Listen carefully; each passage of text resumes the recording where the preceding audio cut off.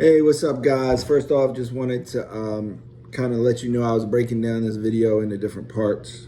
First part gonna be real easy. I'm gonna just tell you my name. Anything interesting about that? My name is Steven Blizzard. Steven is with a PH. Not sure why my parents did that. Blizzard is with one Z. So if you are gonna call me Mr. Blizz, keep it with one Z. Whether you write, etc., whatever. Obviously, most people just call me Mr. Blizz, not Mr. Blizzard. So that's cool if you guys too.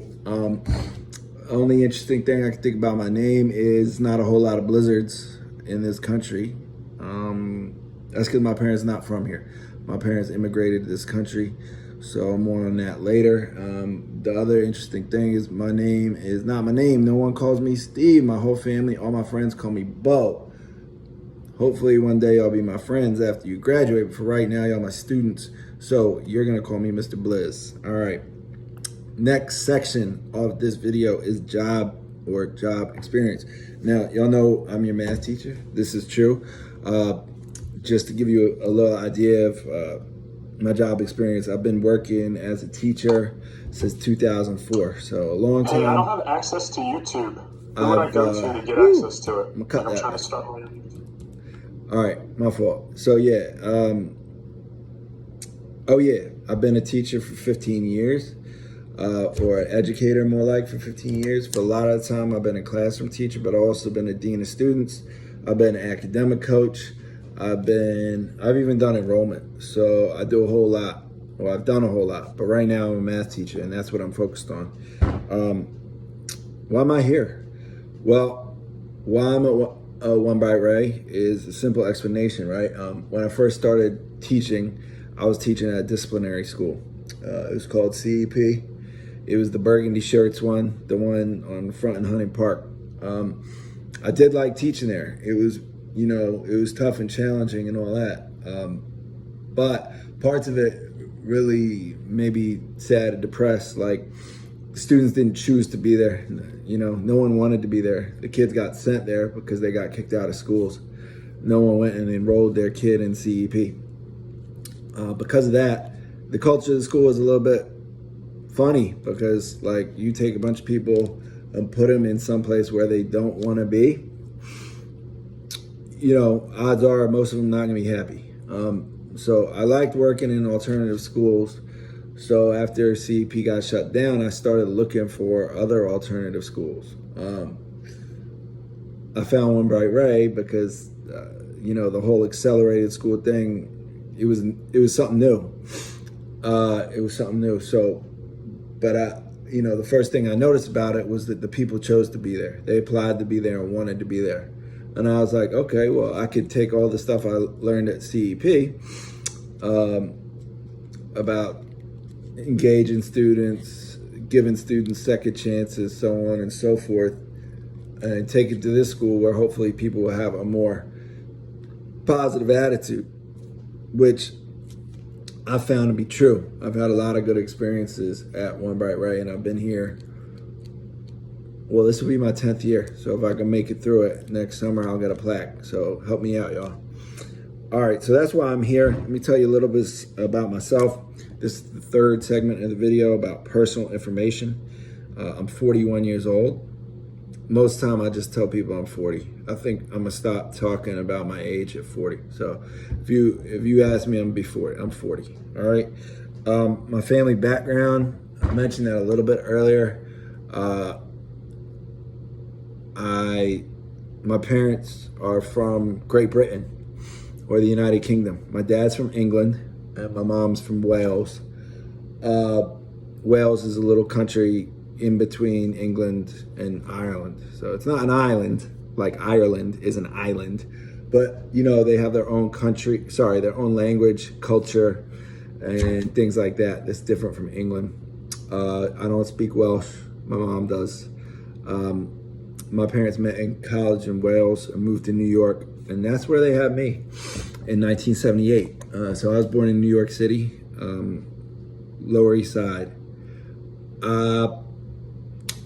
I ain't lived there for too long. I lived there till I was young, and then I moved to North Carolina for a little bit. I moved up to PA, Pennsylvania, by the time I was like 13 or 14. So I've been in Philadelphia over, like over 20 years, 23 years. I came here in 1997. So yeah, that's a little bit about my family. In this country, my family is just me, my brother, and my mom and my dad. You know, I have no cousins, uncles and aunts. They're all back in England. So yeah, that's something a little bit interesting about me. And I'm also a citizen of England, or sorry, a citizen of Great Britain because of my parents. My family that I've created in this country. I had a son 11 years ago. He turned 11 in June with a woman. I'm not married to her, but I am married now to another woman, and we have a son together too.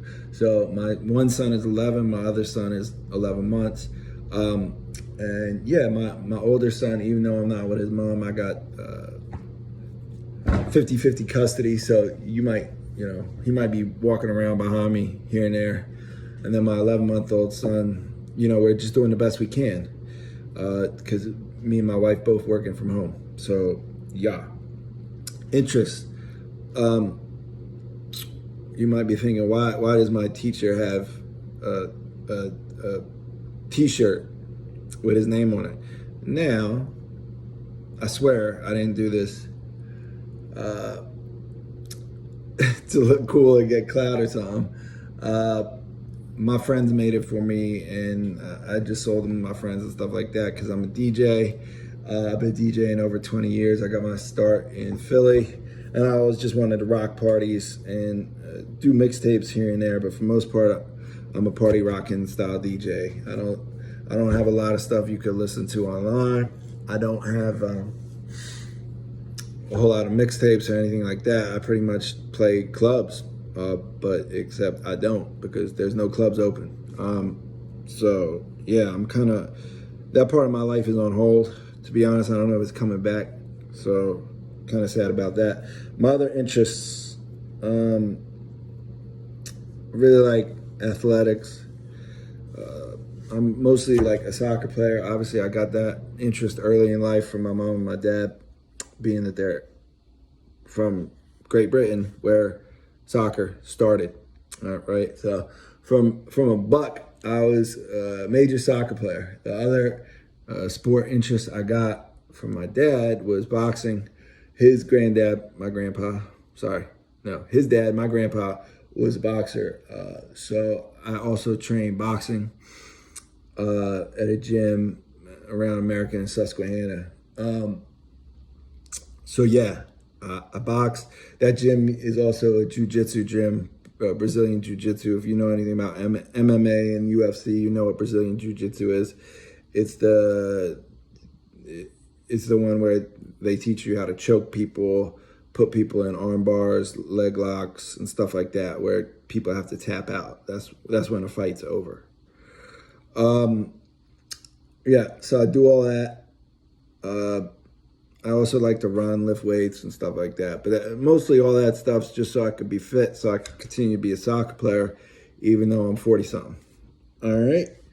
If any of y'all got questions about any of that stuff, even though I don't know if we'll ever meet in person, but you can just shoot me an email and be like, Blizz, you tell me a little about your journey DJing, how you got started, who you work with, and like, maybe I'm interested in becoming a DJ.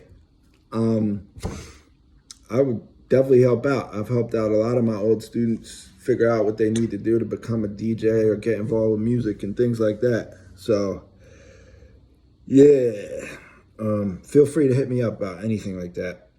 The next subject I want to talk about, is just a funny story from quarantine.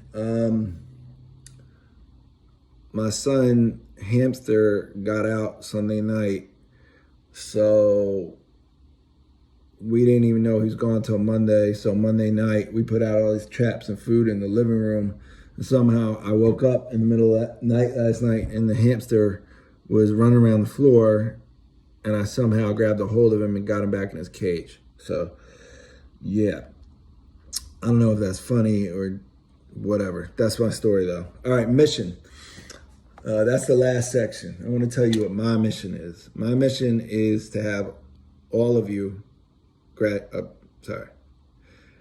want y'all to graduate, but my mission is for all of you to pass my class. All right?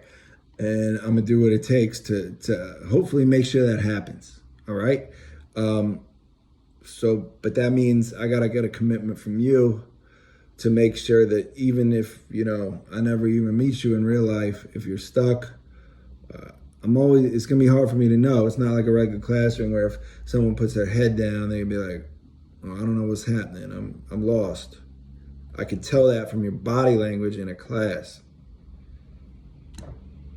In this online version, I'm worried that some of you guys who might be having problems with the work and stuff like that might just give up and not say anything.